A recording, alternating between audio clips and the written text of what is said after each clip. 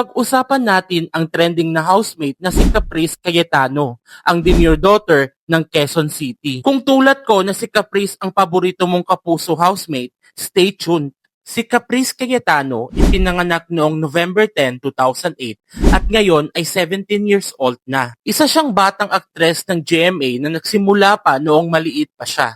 Nag-commercials at lumabas sa mga sikat na teleserye. Ilan sa mga projects niya bilang child actress ay Kambal Karibal bilang Yang Criselda, Mulawin versus Ravenna, Hindi Ko Kayang Iwan Ka, Asawa Ko Karibal Ko, Prima Donnas, Poor Señorita, Alex at Ami. At ang latest teleserye niya, mas mature role na ang ginagawa niya bilang pagiging Jessica sa seryeng Cruz versus Cruz. Pero ngayong 2025, mas nakilala siya dahil sa pagsali niya sa Pinoy Big Brother Celebrity Collab Edition 2.0.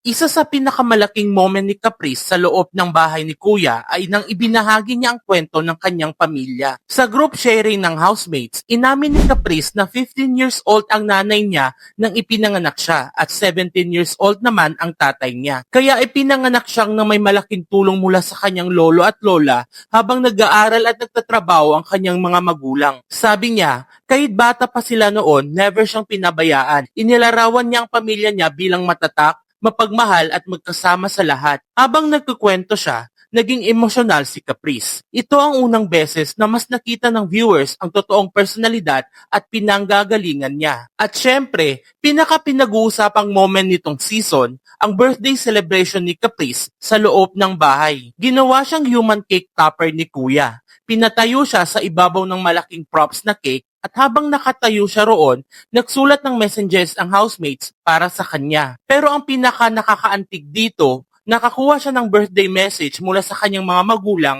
at lolo't lola. Doon tuluyang bumuhos ang luha ni Caprice. Sobrang thankful siya sa kanyang pamilya. Maraming viewers ang nagsabi na ito ang pinaka-pure moment sa season na ito. Sa reality shows, mahalaga ang art. Kay Caprice, malinaw ang kanyang art.